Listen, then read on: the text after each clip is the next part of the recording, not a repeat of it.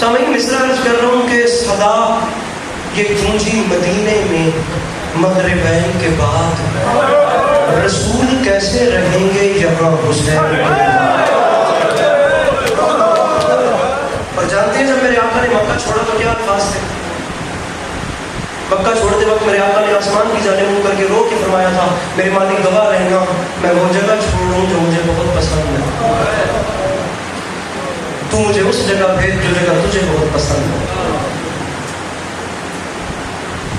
پھر بھی علی عباس عسکری خاکی ہے، میں نہیں بتا سکتا کہ میرے مولا کی ہجرت کتنی دردناک تھی، کتنا بھی پڑھوں۔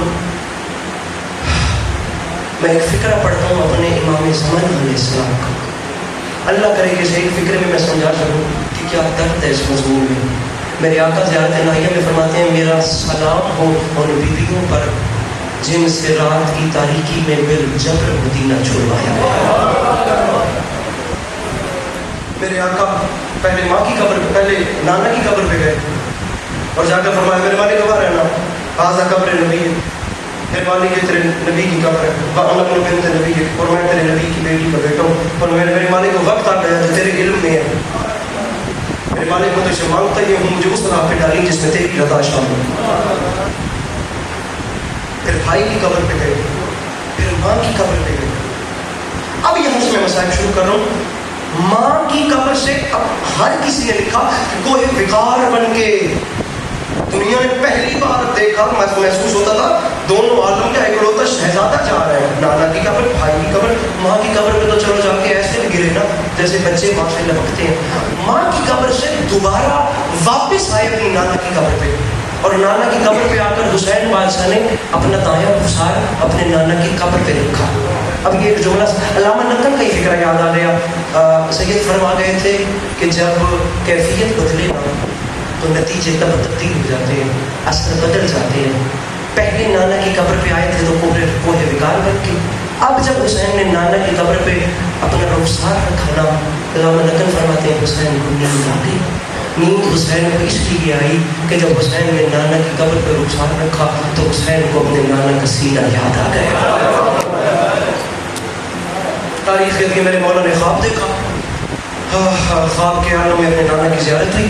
میں آخری جملہ تمہید کا پڑھ کے مسائل شروع کر رہا ہوں۔ اور میرے آقا نے اپنے بیٹے حسین کا سر اپنی جھولی میں رکھا، سارے کو جھولی میں رکھ کے حسین نے رو کے فرمایا، نانا مجھے اپنے پاس بلا لیجیے، آپ کی امت مجھ سے آپ کی قبر چھڑوانا چاہتی ہے۔ میرے آقا نے عالم خواب میں فرمایا، حسین بہت جلد تم میرے پاس آ جاؤ گے۔ حکمت الہی کے تحت یہ جملے سننے تھے۔ میرے مولا کی آنکھ کھلی، عباس علمدار کی جانب دیکھ کے حسین نے رو کے فرمایا، غازی انا للہ وَإِنَّا إِلَيْهِ رَاجِعُونَ۔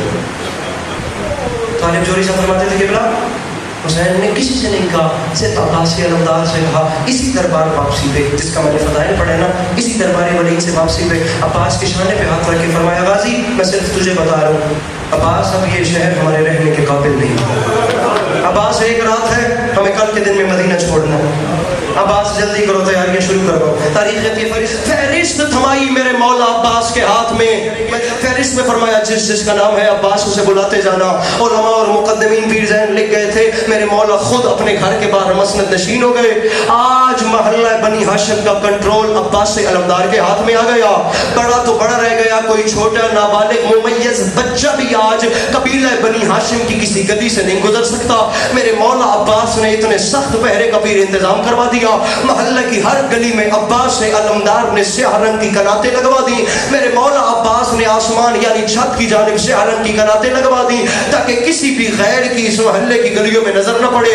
آج ہر دروازہ عباس علمدار کے خوف سے بند ہو گیا کہ بلا تاریخ خط کے میرے مولا حسین گھر کے باہر آ کے بیٹھ گئے۔ 28 رجب کا دن چڑھا، تیاریاں مکمل ہوئی، فہرست تھام کے علم والا بادشاہ گھر کے باہر آیا۔ میرے مولا عباس نے پہلا نام پکارا، جناب حسن علیہ السلام کی بیوہ تشریف لائی۔ حسین بادشاہ نے آہستہ سے فرمایا، بیٹا قاسم جلدی کرو، اپنی ماں کو محمل پہ سوار کرو۔ جناب قاسم آگے بڑھے، ماں کا بازو تھاما، محمل پہ سوار کرایا۔ گل میری مک گئی، شہادت میں سمجھا سکا۔ میرے مولا عباس نے دوسرا نام پکارا، جناب علی اکبر بادشاہ کی والدہ گرامی تشریف لائیں۔ میرے مولا حسین نے فرمایا، بیٹا علی اکبر جاؤ، جا کر اپنی ماں کو محمل میں سوار کرو۔ میں معافی مانگ کے آتا پیا، کوئی نہیں بابا بندہ شیعہ جس نہ ماتم کر رہے ہیں نہ ہائے کرنی ہے کہ بلا رکھیے میرے سر پہ قرآن۔ کاظم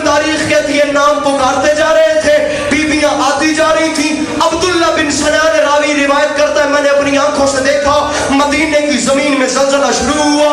अब्बास जैसे जर्रार की आवाज में लर्जा आया, कांपता हुए हाथ में तहरीर पकड़ी है, दूसरा हाथ गाजी का कमर पे आया।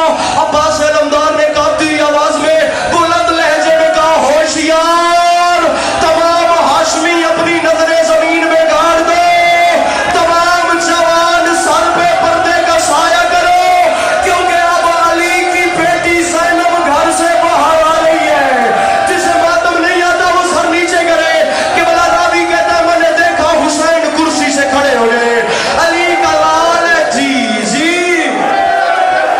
अल्लाह अकबर, अल्लाह मैं मिंबर छोड़ दूं और आपने भी इंतजार नहीं करवाया। कि बला तारीख कहती है अब्बास का कांपता हुआ लहजा, हुसैन मसनद से खड़े हो गए। अब्दुल्ला बिन सलार कहता है मां की रिदा में लिपटी हुई मेरी शहजादी कनीजों के हिसार में चलती चलती घर से बाहर आई।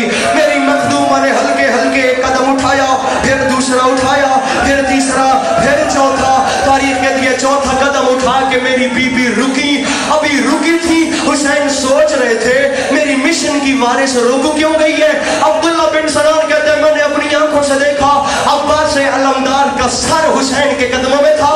हुसैन के सामने हाथ बांध के फरमा रहे थे मौला अगर मेरी बहन रुकैया की चादर कुर्बान करने से आपके नाना का दीन बचता है तो वो हाजिर है।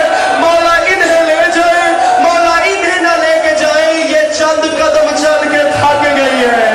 और मौला अली की बेटी चलने की आदि नहीं। जी एक जुमला, एक मौला ये चलने की आदि नहीं है, मौला ये अमीर बाप की अमीर बेटी चलने की आदि नहीं है।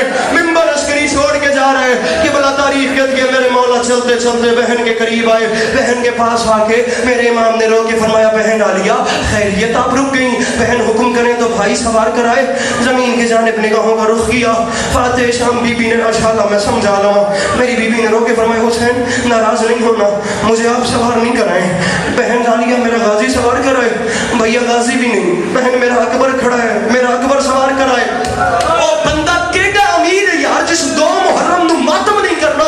इतनी कयामत आवेज गल सुन के समझ के बहन आलिया मैं भी नहीं, गाजी भी नहीं, अकबर भी इंशाअल्लाह तू सिर ते मातम कर लवे, कौन सवार कराए। कि बला रावी कहते चीख निकली अली की बेटी की और आगे फरमाती है भैया मुझे 28 रजब भी महमल पे वही सवार कराए जिसने 11 मुहर्रम को बंधे हुए हाथों से बिन फलाने ऊंट। जी जी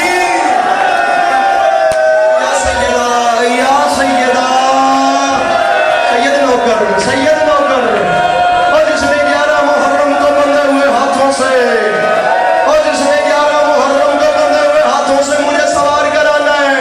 कि बला तारीख कहती है जनाबे सज्जाद करीब आए, फूफी अम्मा का बाजू थामा, चलते चलते नाका के करीब लाए।